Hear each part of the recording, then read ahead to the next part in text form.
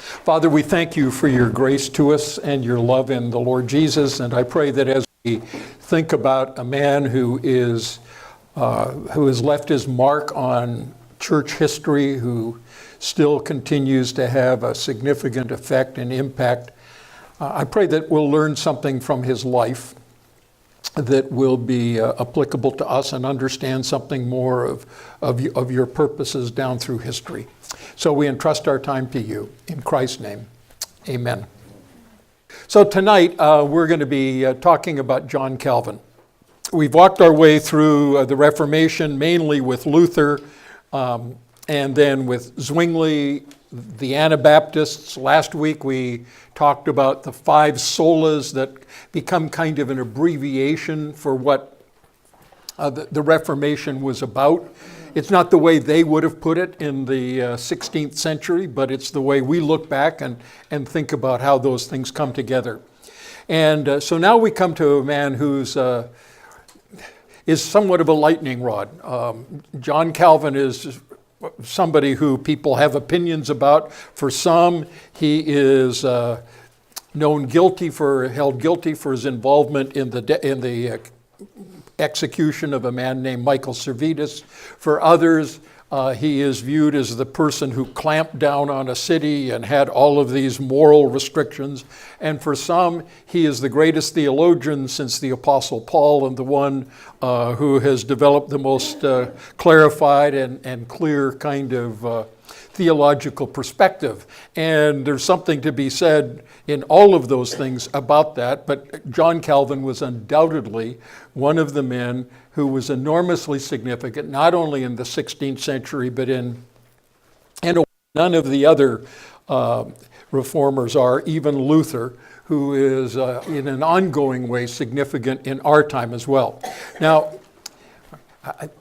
I've got a lot more material than we're probably going to get through tonight, but we'll do our best. We're going to talk about his life. Next week, we'll talk a little bit about some of his legacy, some of his theology, and also some of his legacy in terms of his influence on others. So let's just jump in. His life basically falls in three parts. There is coming to know Christ and what happened. So Luther, the young man, and then there's a kind of middle years. It's not when he's in midlife, it's when he's in his 20s, but when he is trying to find his course, and then God directs him fairly significantly through a very twisting road. And then the third part of his life, and he dies as a relatively young man in his mid-50s, in the city of Geneva, for which he is famous and on which he left a significant mark historically, although not today. In terms of, you go to the church and you see the monuments, but Geneva's not Calvin's Geneva in any stretch of the way. So let's think a little bit about Calvin. Let me talk a little bit about the time. He was a Frenchman, and he was always a Frenchman. He lived in Geneva, which was French-speaking, but it wasn't French.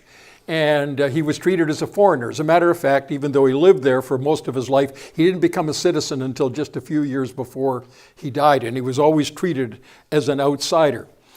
France was going through its own unique issues. It was not what we think of as a Reformation country.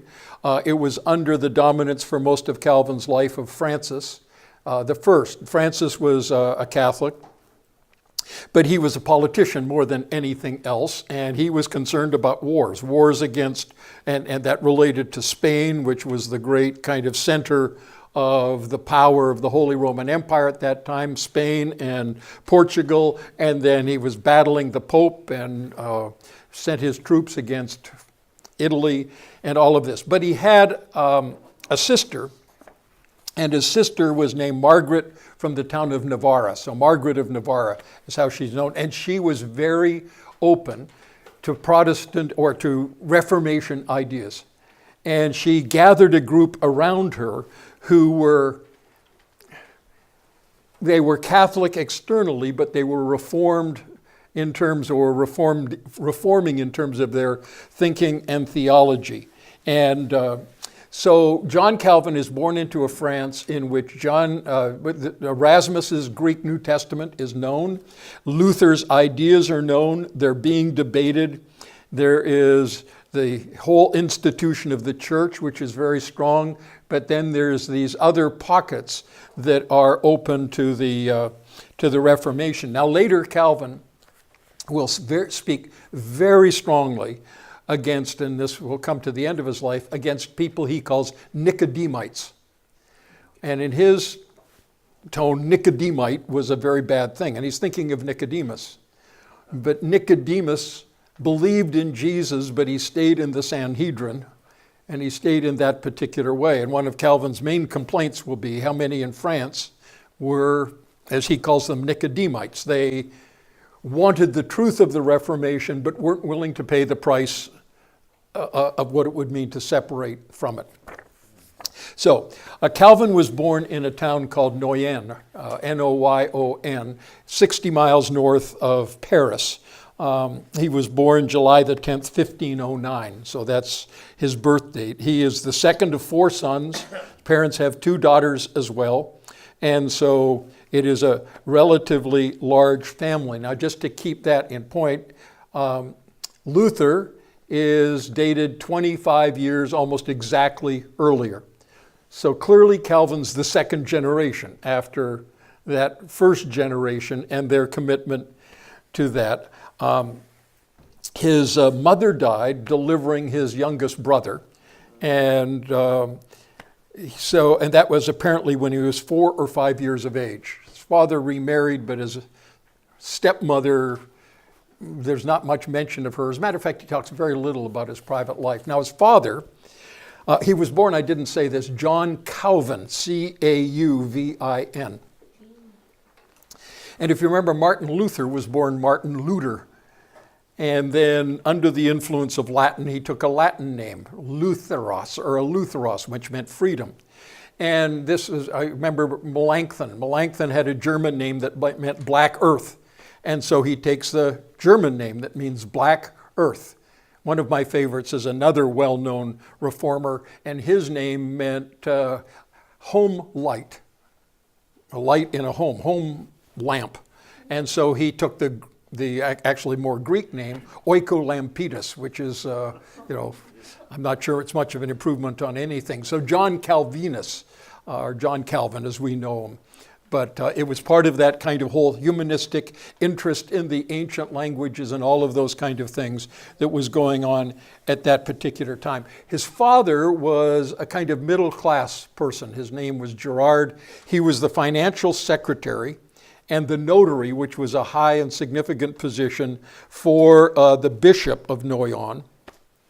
And as a result, he had a significant security and he had pretty good pay. And he was convinced that the best path for his son that would provide him the most security, the most financial security, would be as a priest. And so he aimed his son and his sons, but he aimed his son, John, at being a priest. And he trained him in that particular way. Along the way, and this is part of the corruption of the church at this time, when he was 12 years old, Calvin was appointed to what's called a benefice. It meant that he got paid as a member of the Catholic clergy. He never had to show up and do anything. But all of the money that was from 3 different chapels that got offered for different things that were being done, you'd get this position from the church, you'd hire someone else to do the work, and you'd get the money. So he's got, it amounts to a church scholarship for all of his training, and it's a reasonable amount of money. It was what he would live on largely for a good part of his life. So the original plan, as I said, was to go into the priesthood. He was sent to the University of Paris at the age of 14. He studies in that particular way, prepares for the priesthood, and at the age of 18, in 1528, he receives his Bachelor of Arts degree. Now, I mean, that's impressive, 18-year-old getting a BA, but it wasn't as unusual as it would be today for somebody to do it. I mean, he's still young, he's very bright. And at that point, when he's 18, his father, for one reason or another, falls out of favor with the church. And he is actually, some books say he was excommunicated. Whether that's true or not, he at this point tells his son he didn't want him going into the priesthood, he wanted him to going into law, because he discovered himself that life in the church might not be everything it wanted. And so the law, he believes, will be more financially profitable and more fruitful than the priesthood. And so as a dutiful son, Calvin changes his direction and goes off and get law training. Now, in the wisdom of God, this is sharpening his mind in a way that he had no idea of at that particular time. And so he pursues it. He's not enthusiastic. He's not really interested in the law, but he enters out of Paris, goes down to Orleans, and then to Bruges. My French pronunciation is terrible, but that's where he was.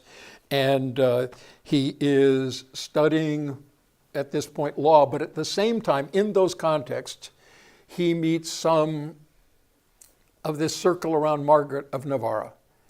And he gets exposed to humanism, gets exposed to Erasmus and some of his ideas, begins to doubt the church, and yet he's deeply loyal to the church.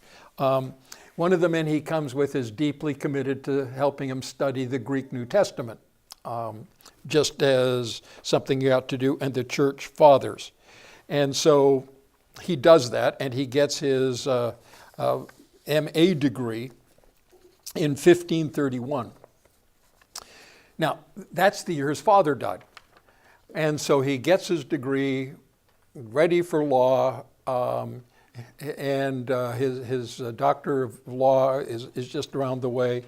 But he feels that since his father's dead, he's no longer held to what his father requested. So he goes back to Paris and does some other studies. He pursues an MA there, and then he also completes his law degree. So in 1532, he is a graduate lawyer. And one of the men under whom he studies in Paris introduces him more strongly to Luther. And the interesting thing about Calvin is he writes almost nothing about himself. He's very different from Luther, where Luther's life was there and known. Calvin was very quiet about himself. But somewhere at this point, God begins to move in. And he writes in a commentary on Psalms, a little bit like Luther did. Remember, Luther talked about his conversion in the book of Psalms 20 years after it happened. He writes in a commentary these words: God drew me.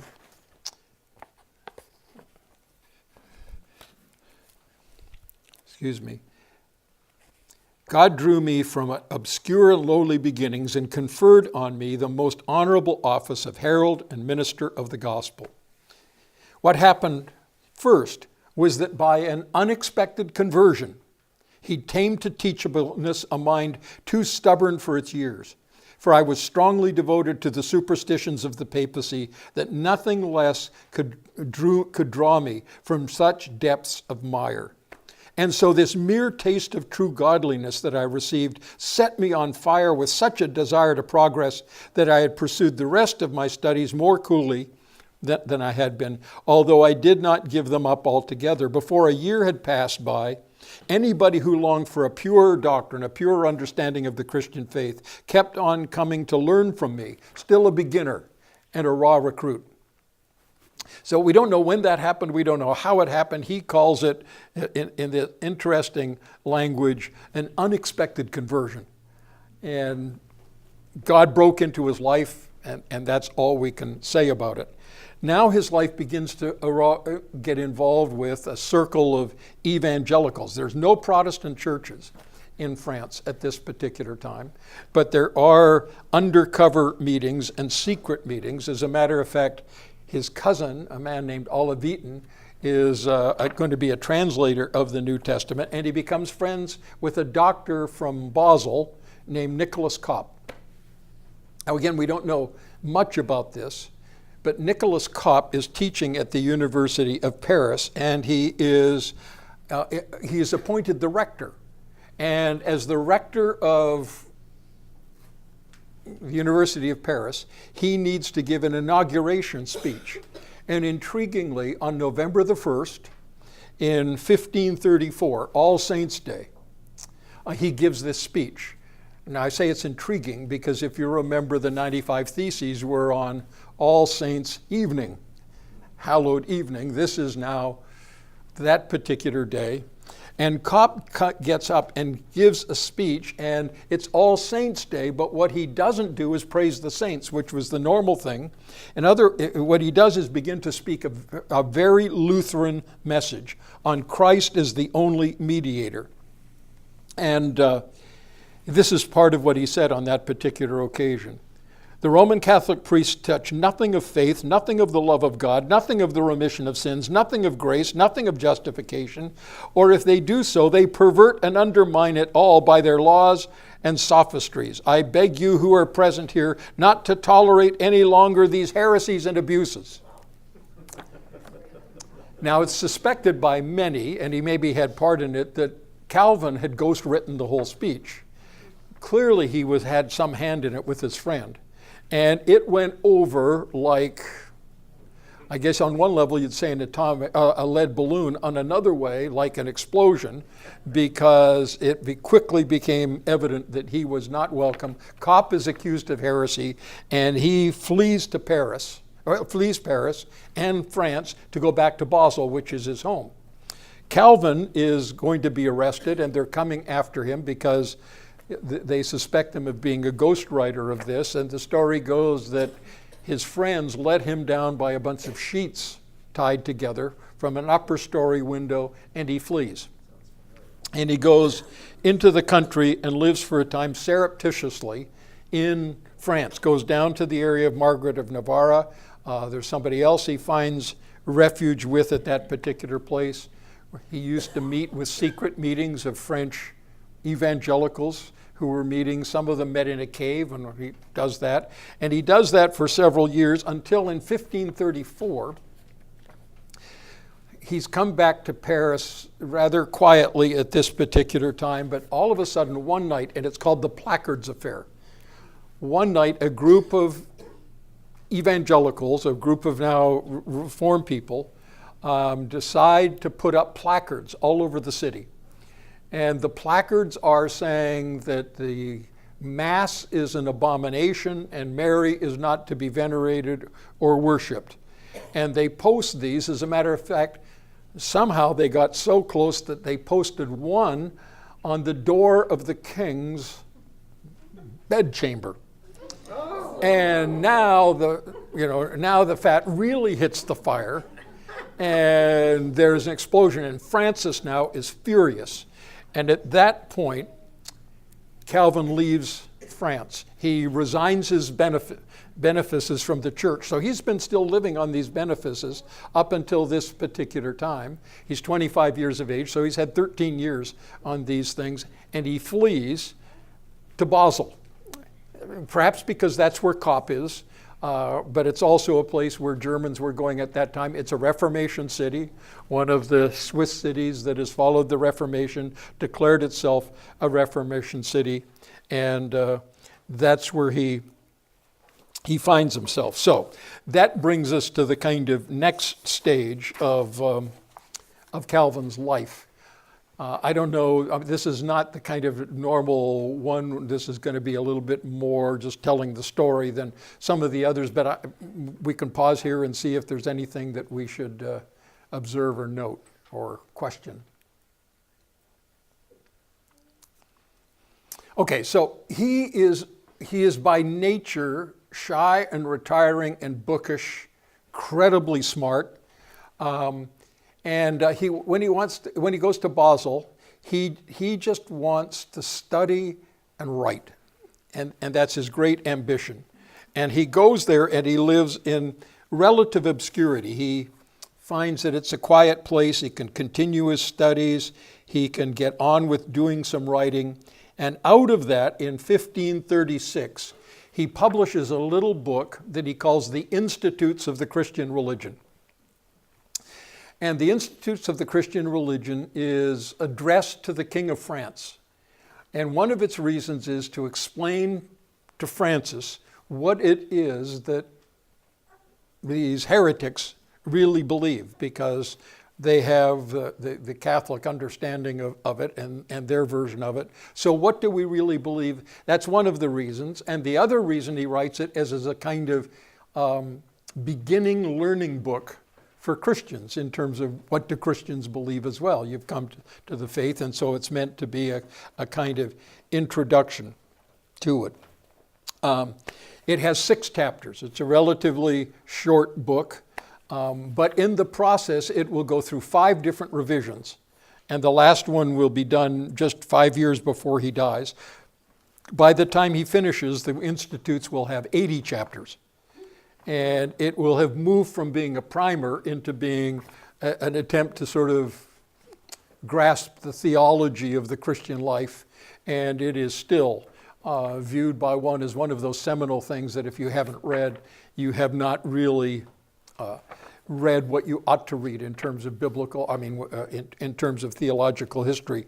But even this 6-chapter one sells out quickly.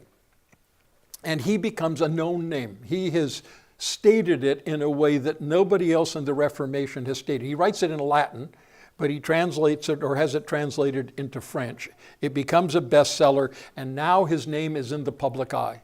And people know the name John Calvin, even though he's he's relatively obscure at this particular point.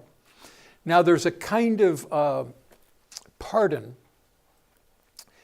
amnesty, I guess would be a better word, that is declared for a time in terms of the attitude toward the evangelicals, and many of them will have left the country.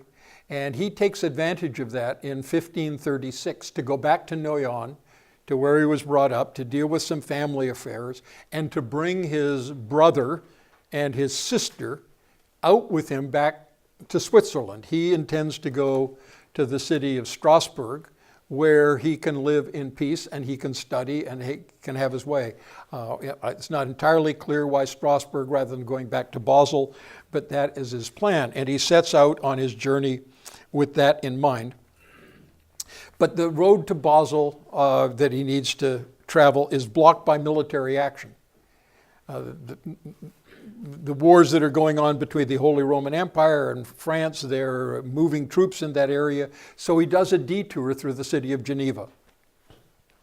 And so he comes to Geneva, intends to stay one night in Geneva. And that's all.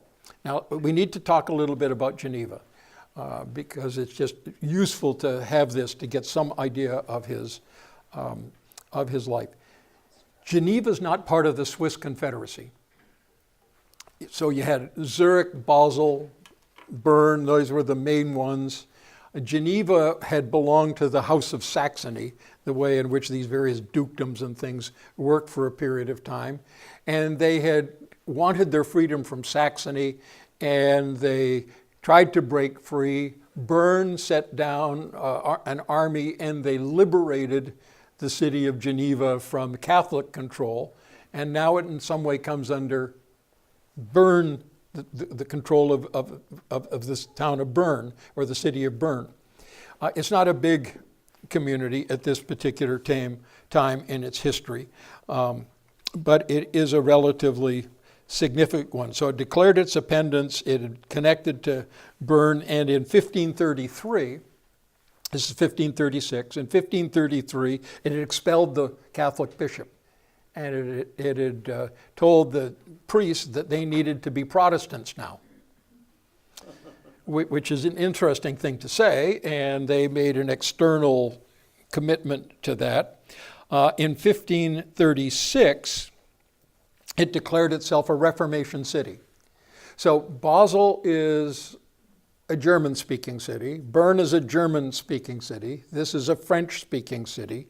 It's now, of course, part of Switzerland and a significant part of it, but it's Switzerland with a difference in terms of language at this particular time. So it declares itself in 1536 to be a Reformation city by the council. There's two councils in town. There's what's called the small council that has 20 people in it, and then there's a council of 200. And so they impose Reformation on the city of Geneva. And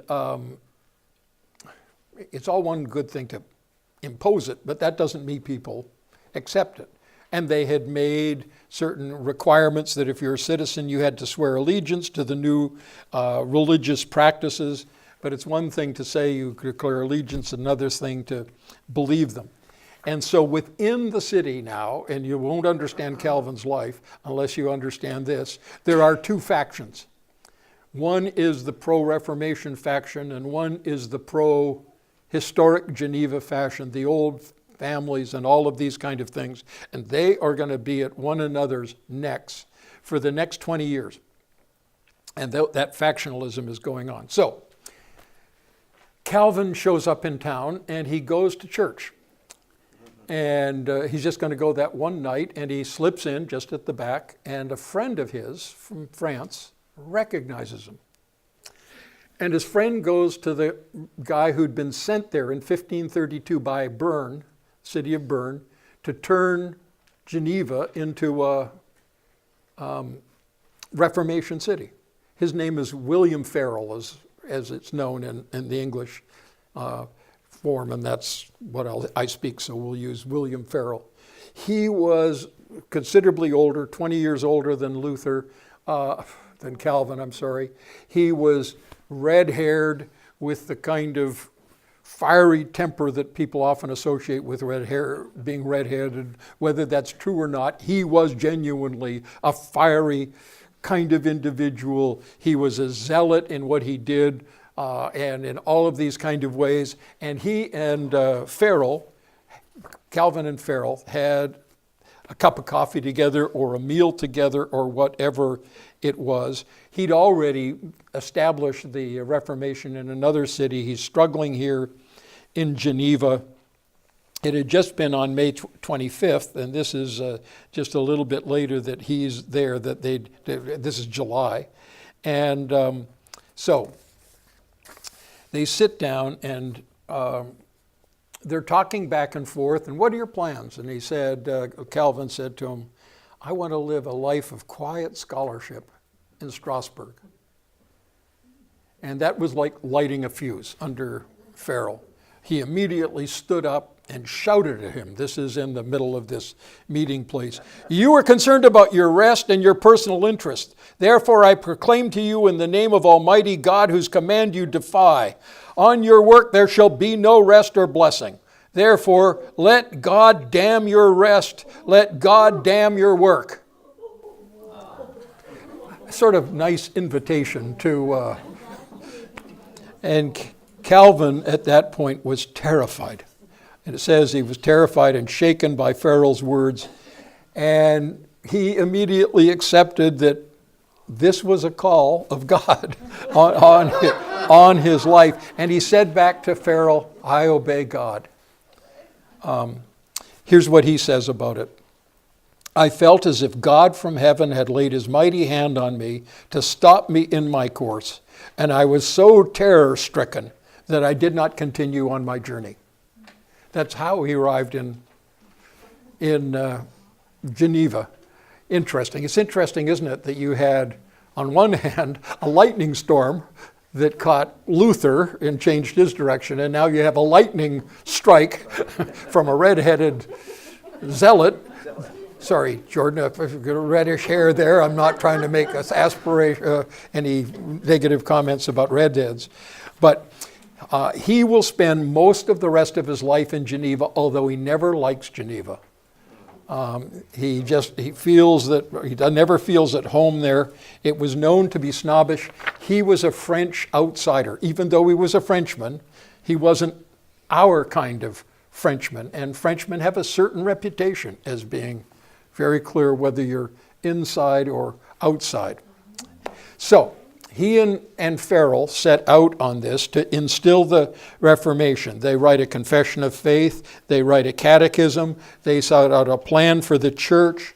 They ask the council to pass laws, and these laws are to forbid certain immoral behaviors and gambling and dancing and requiring church attendance.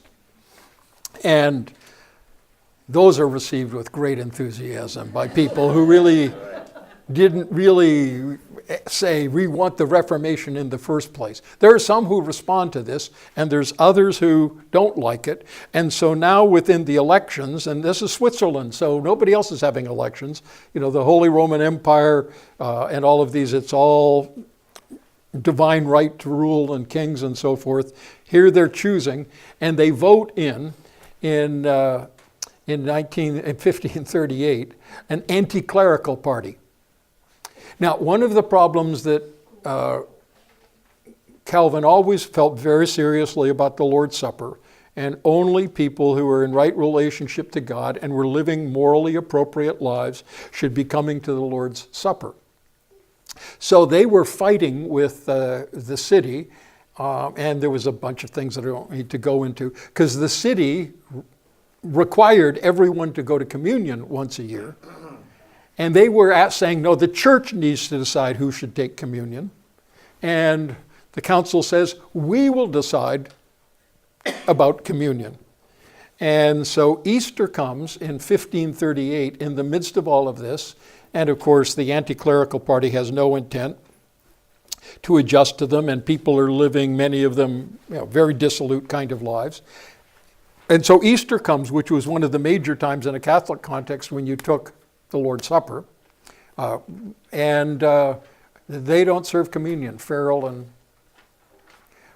because they couldn't say who wouldn't take it, we won't serve it at all. And so the city council gets together and says on Tuesday of that week, leave before night. And so he and Farrell are thrown out of Geneva at that particular point. And now he goes to Basel. And so he lasted 18 months in Geneva, that first time, from Farrell coming and shouting. And then now both of them go. Farrell goes in one direction in terms of his physical location. Calvin, I keep calling him wrong, Calvin will go in another direction to Strasbourg. And it's generally viewed that in these next 3 years, 1538 to 1541, Calvin has the happiest years of his life.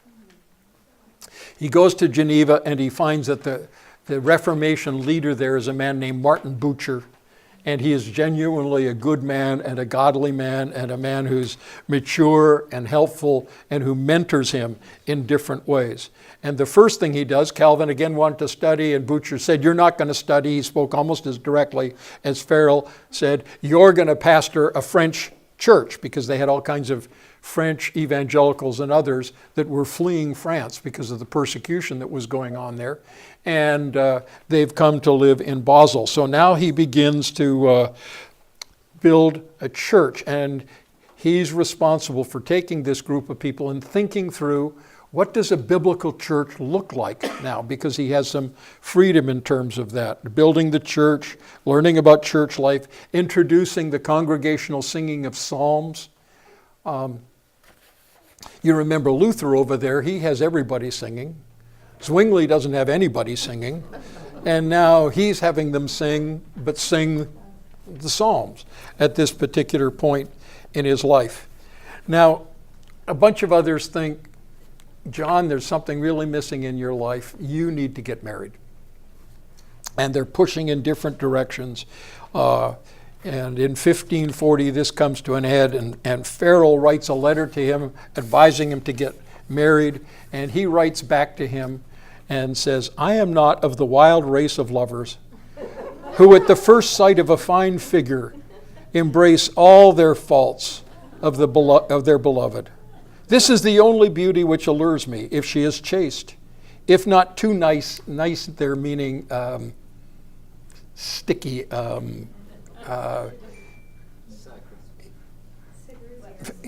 not too nice or fastidious. What's a word that's close to fastidious? Wanting everything their own way kind of thing. Okay, if she's chaste, if not too nice or fastidious, if economical, if patient, if there is hope she will be interested about my health. Well, there were women obviously lining outside the door to get in on that kind of romantic enthusiasm. But he finally marries a woman named Idelette de Burgh, or de Burgh.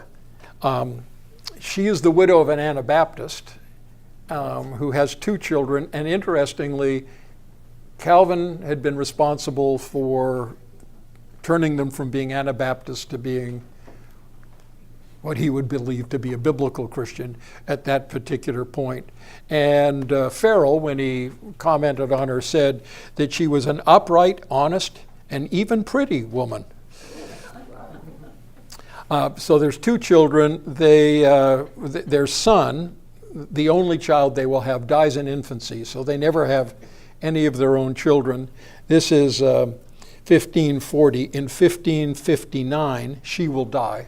So it's a relatively short marriage, 9 years at that particular point. And Calvin will call her my excellent life companion, the best companion of my life. So despite his significantly non-romantic way, I mean, I could see that posting, couldn't you, on eharmony.com. If she's economical, if patient, if there's hope that she will care about my health. But when she died, Calvin now has, by this time he's back in Geneva. He cares for her 2 children, and his brother Antoine, who was the one he'd gotten back and brought there. He would have 8 children, and so he and Idelette and 2 children, and then the baby, and then Idelette dies. So you've still got now 2 children and 8 other children. So he lived a pretty busy life in that particular way as a family life, but it wasn't his normal one. Now, the next, in terms of his writing, which is significant here in Strasbourg at this particular time, in 1539, so this is just 3 years later, he entirely revises and restructures the institutes. So he rewrites it, and now he's aiming it at theology students, and he increases its length 3 times over. And this begins to resemble the institutes as they are known today. Obviously, he's got a long way to go. He'll revise it 3 more times at this particular time. But he's still a very young man at this particular stage. He is, 31 years of age, and he's writing these. At this time, he also writes his commentary on the book of Romans. And this brings together his greatest gifts. He had been a careful scholar of Greek New Testament, careful scholar of the early church fathers and the commentators, and he writes this commentary, and even today people will pick that up and read through all of his commentaries and find them significantly helpful. He was a very skilled Bible commentator who also wrote very good French, just like Calvin did very good German. He wrote very good, Luther, Peter, Paul, Calvin, Luther, I'm sorry.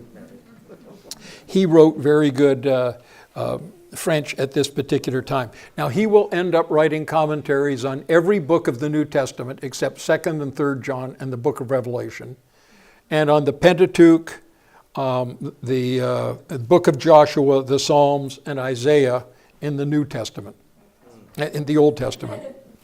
So he is, he produces an enormous amount, and he's an assiduous writer, as well as an incredible number, if you go through his sermons.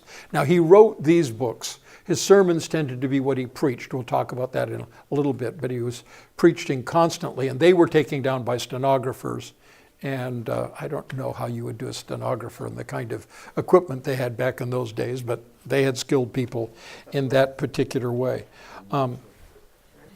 Now, a cardinal, a Catholic cardinal who was moderate, had written to Geneva in this time, and he'd written to them to call them back to Mother Church. And he wrote a very strong letter that had pretty good resonance in Geneva. And Geneva's in all kinds of confusion, and they know they have to have an answer to this, and they don't have somebody who can write a response. And I didn't say it at the time, but when Calvin leaves Geneva, he, as it were, wants to wipe the dust off their feet. He feels he's been badly misrepresented and deeply wronged, and he really doesn't want to have anything more to do with Geneva. But the people in Geneva who want to see the Reformation go forward write to the other churches in Zurich and Bern and Basel and Strasbourg. Who should we get to reply to this cardinal, Sadoleto? And they all say, Calvin. Calvin's the one, because of his institutes, the commentary, and all those kind of things. And he agrees over some reluctance, and writes back a letter which is viewed, and it's not a letter, but it's a book that's published, as the best presentation that then has been written in terms of refuting the errors of the Catholic Church and saying why we're not going to go back to them. And he writes the letter on behalf of the Church of Geneva, and that's it with him. He goes back to doing his work there. But then his friends begin to send him a letter. You need to go back to Geneva. They need you in Geneva. The work isn't done there. So that's where we are. That's the second stage of his life. So we've had his formation. Then we've got these middle years of Basel, Geneva, Strasbourg, and we're now 1541, and people are saying go back. So any questions that we have at this stage that we should talk about? Okay.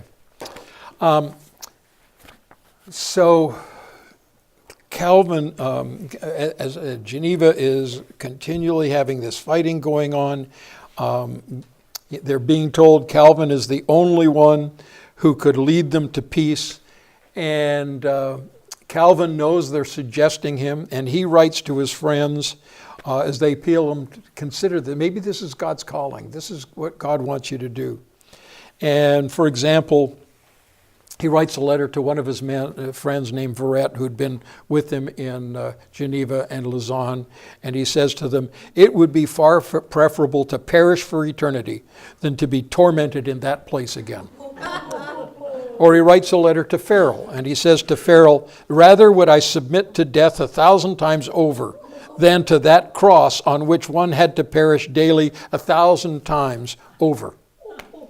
So he's not really enthusiastic about going back to Geneva at that point, but at that point he becomes convinced that it's the will of God for him. And so he goes back to Geneva. He delays a fair bit because their request for him to come and the time he comes, there's about a year in between. I mean, he's not in any hurry to pack up and get there, but he brings his family back, and he arrives back on September the 13th in 1541. And he's now appointed by the city council, and he is paid by the city council. So he's an employee of the city council, and he has no position in the city council. He does related to the church. So he has influence, but not power. And even the church is not under the control at that point.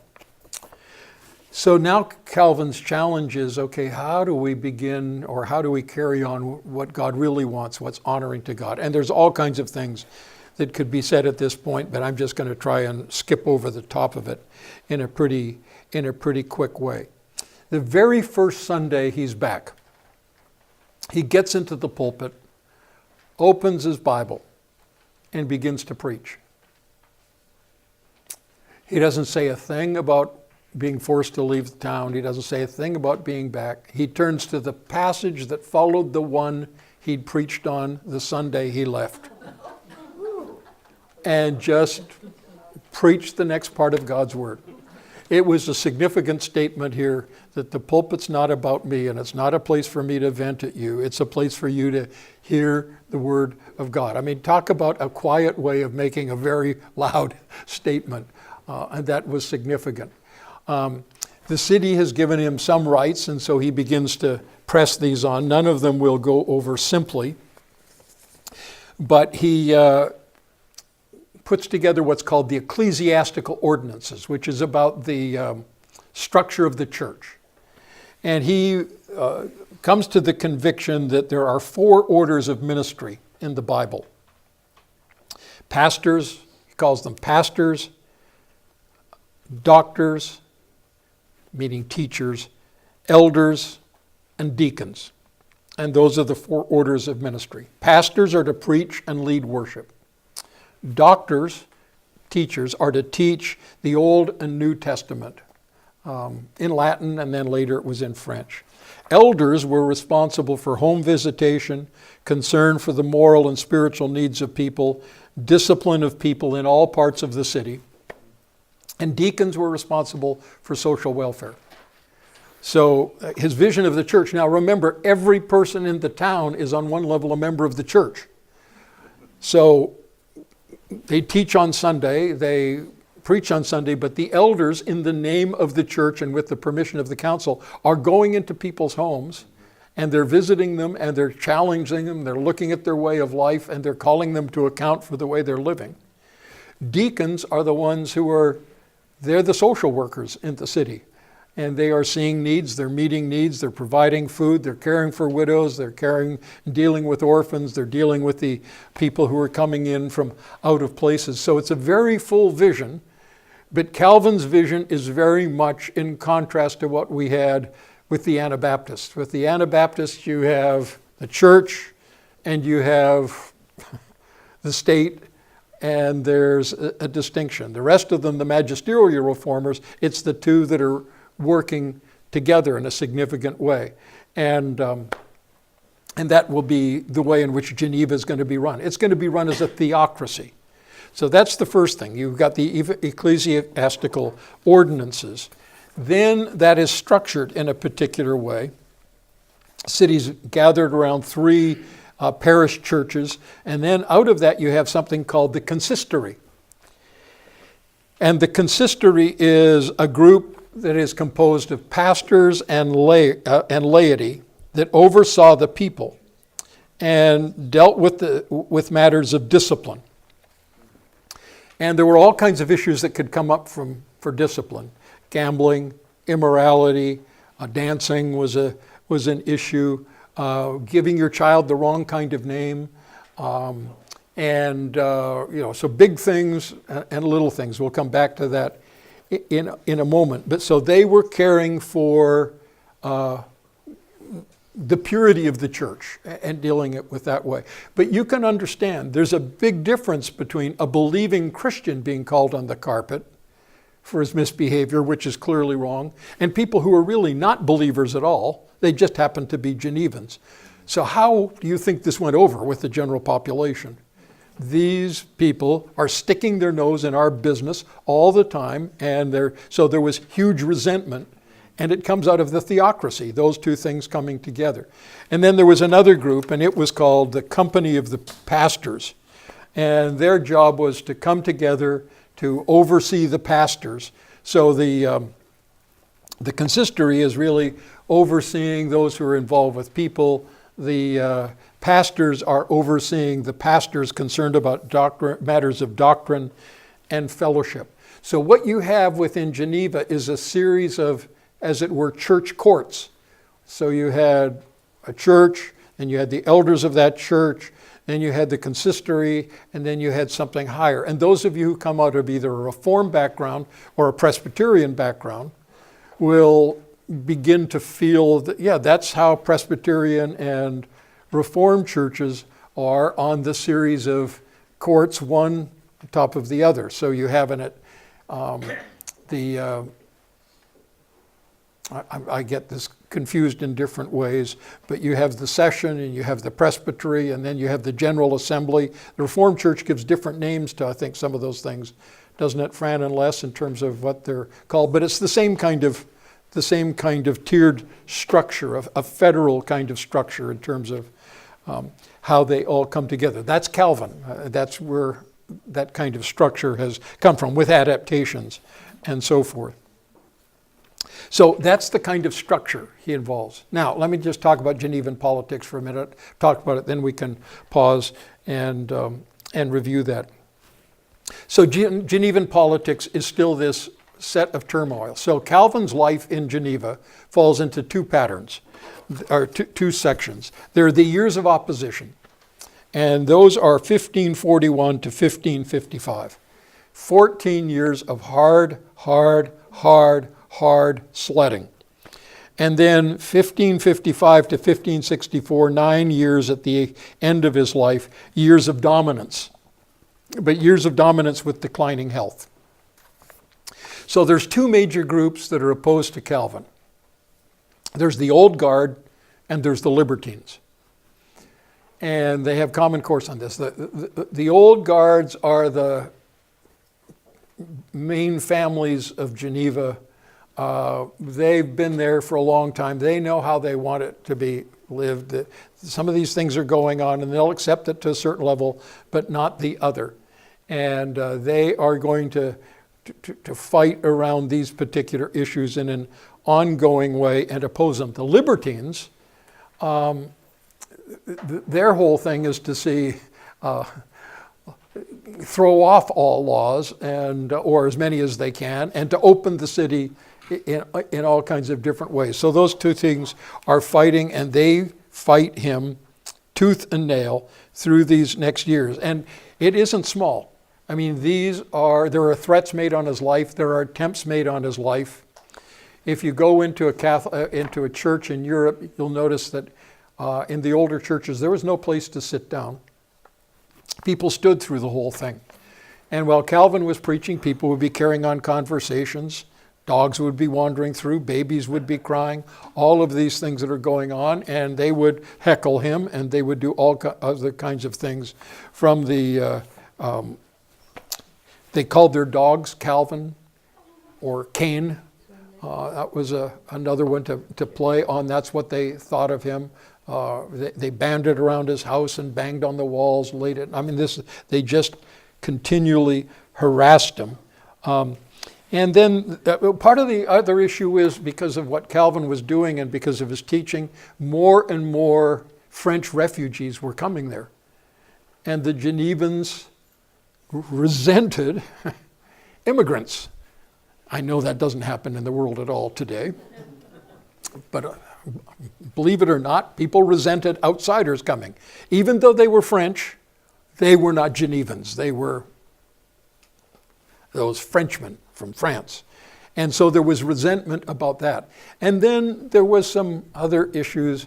Calvin took a strong stance against baptismal names of saints. I mean, that's with the Catholic tradition. You named after a saint. You couldn't do that anymore. So some of it gets fairly petty that you're disciplining people because they're using the name of a saint rather than their name. Christmas, Easter, those kind of things, All Saints' Day, he banned, they did it together. Not the council, this is the church. And they're trying to impose this on people, and it's because, quite frankly, they have a mixed church, and how do you discipline people who are really unbelievers as if they were believers? All you're going to get is resentment at that particular time, and that blew up in all kinds of different ways. One of the things that Calvin is best known for, not best known for, but is known for and is most notorious for, is his involvement with a heretic named Michael Servetus. I don't want to go into the story at length, but Michael Servetus was a well-known heretic. He had already been condemned to death by the Catholic authorities, and for some reason he'd had earlier contact with Calvin, but he was a Unitarian, had no use for the Trinity. And he showed up in Geneva, and he had to know that nothing good was going to happen. And he's arrested when he comes to Geneva. And ultimately the trial goes on. Calvin is not on the on the either the judge or the jury. What was the same thing in this case? He wasn't part of the judging, but he was called as an expert witness, and his testimony is clearly against Servetus. And as a result of that, he is executed. Right at the top of my head, I can't remember whether he was burned or what was done. I just don't recall for the present. But so Calvin is usually viewed as the one who. Actually, he was burned, and Calvin beseeched them to let them cut his throat rather than burn him. So I remember now, that's what happened. And Servetus refused. He wanted to go in glory. So when Calvin's name comes up, he is usually accused of being someone who would hunt down and put to death. He didn't hunt him down. He was responsible for being part of that. He did not say they shouldn't put him to death. But that was, on one level, the way in which heresy was dealt with in those days. I don't think it excuses him, but it does explain some of that behavior. The sword should not be used to discipline spiritual matters. Luther taught that strongly, but Lutherans didn't practice it very strongly. But so usually when his name comes up among people, the Servetus affair will come up.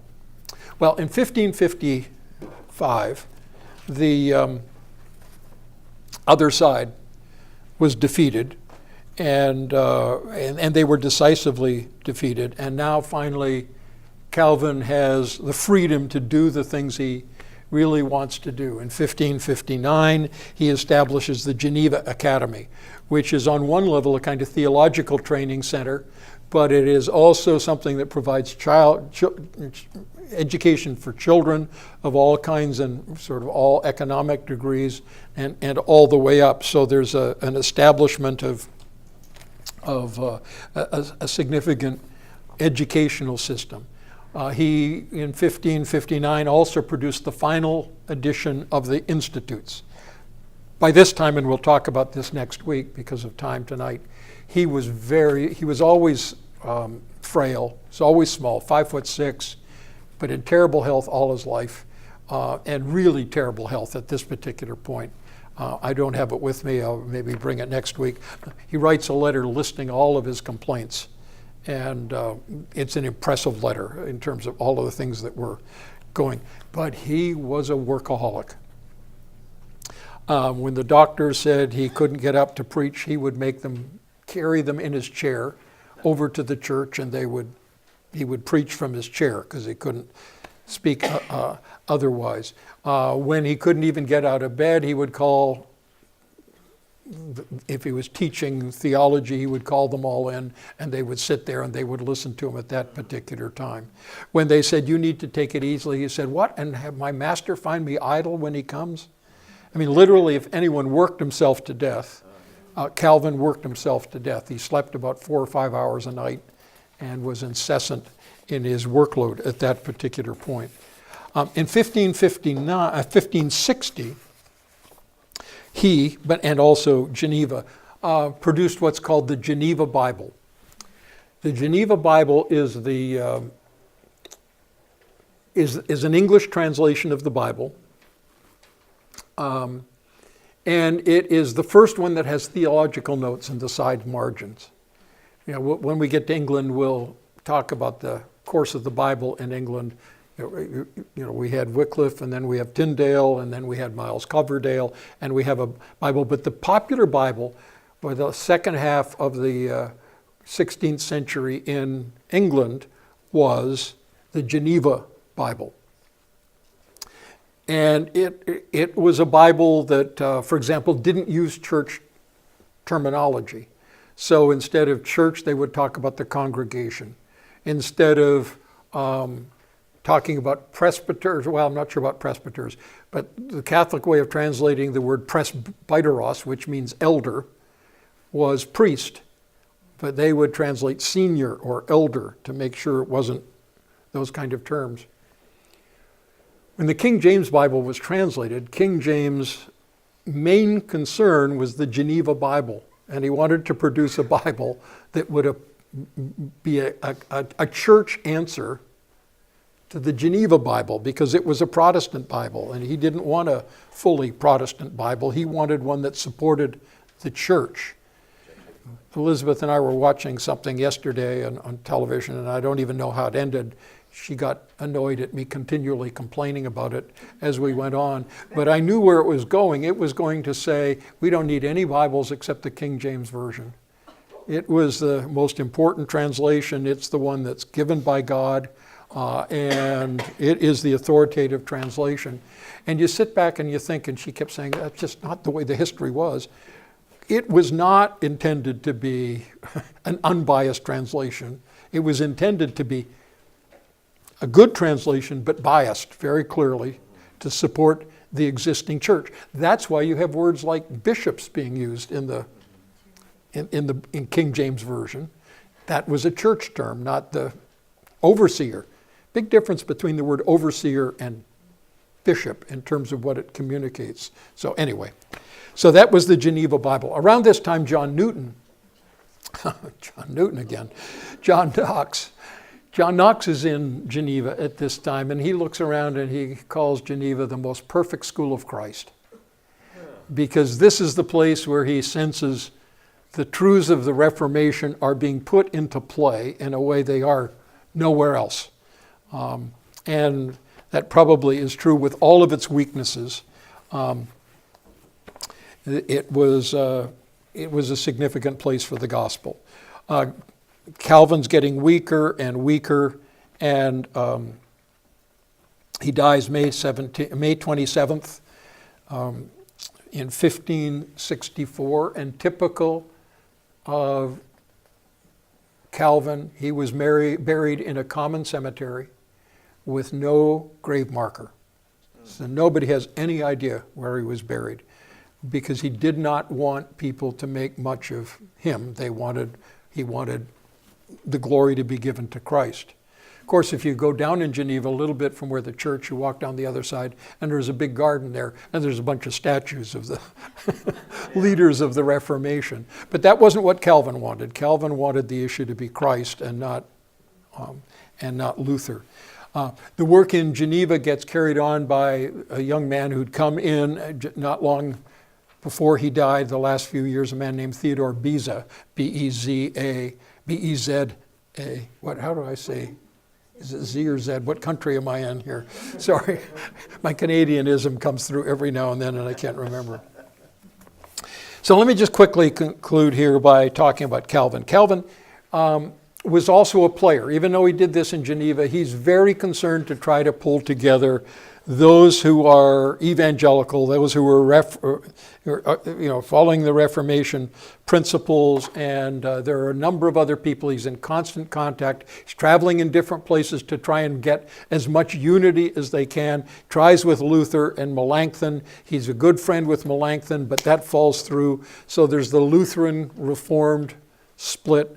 Trying to work with Zwingli, well, not Zwingli, because Zwingli died before he was a Christian, before Calvin was a Christian, but Zwingli's followers up in Zurich, and they can put together a fair bit. He has influence into England and is in contact with some of the reformers there.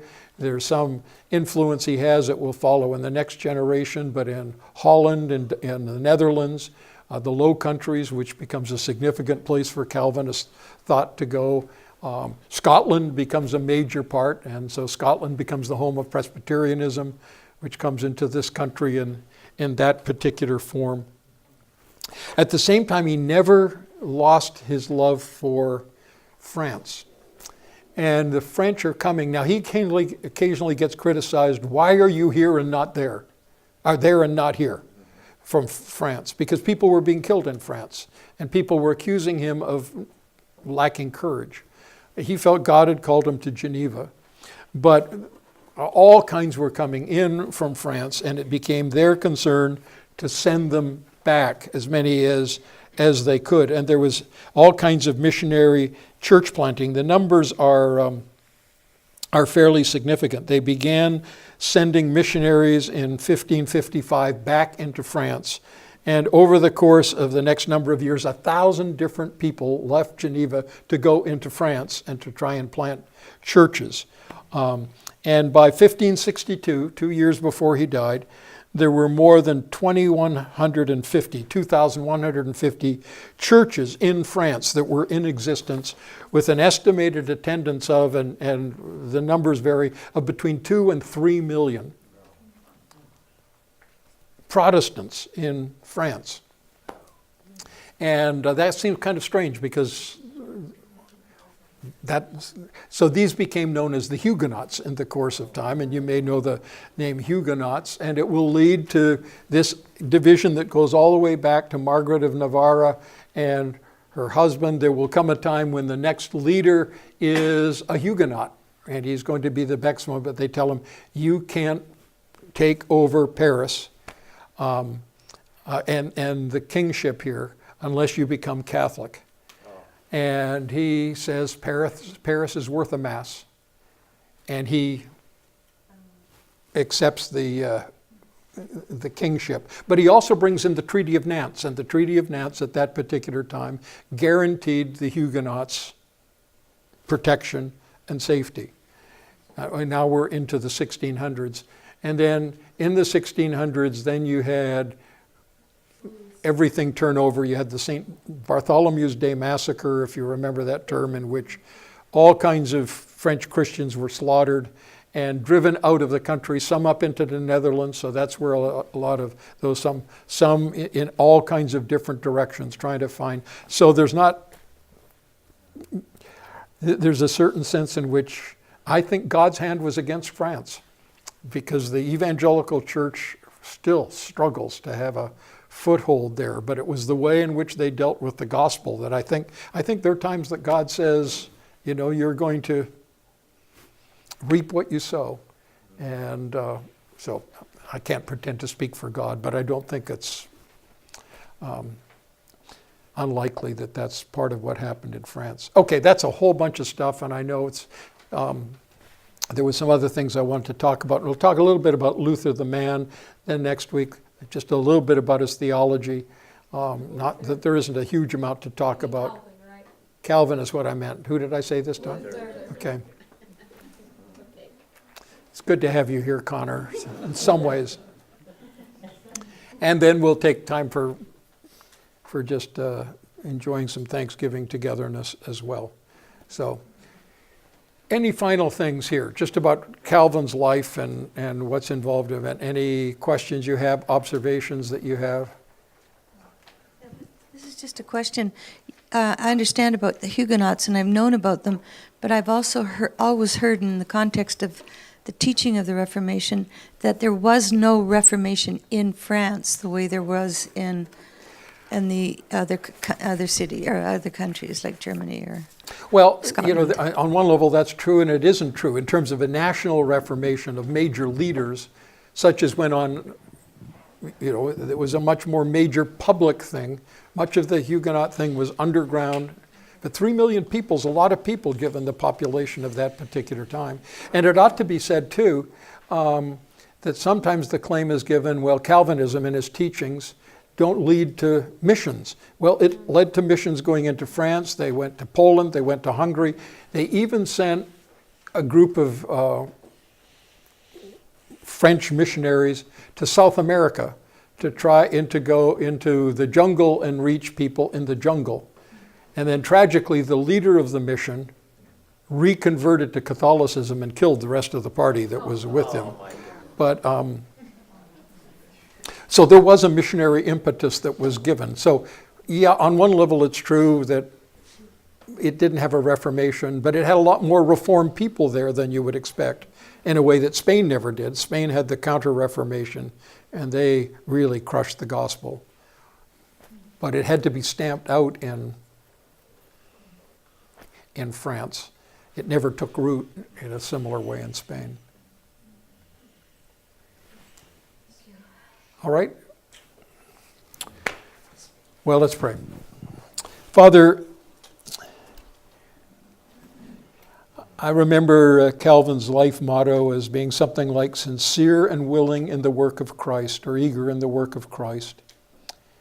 And I thank you for what he accomplished in his own weakness, what you did through him for your glory. And I pray that in some way we might serve our generation in your will and for your purposes. In Christ's name, amen.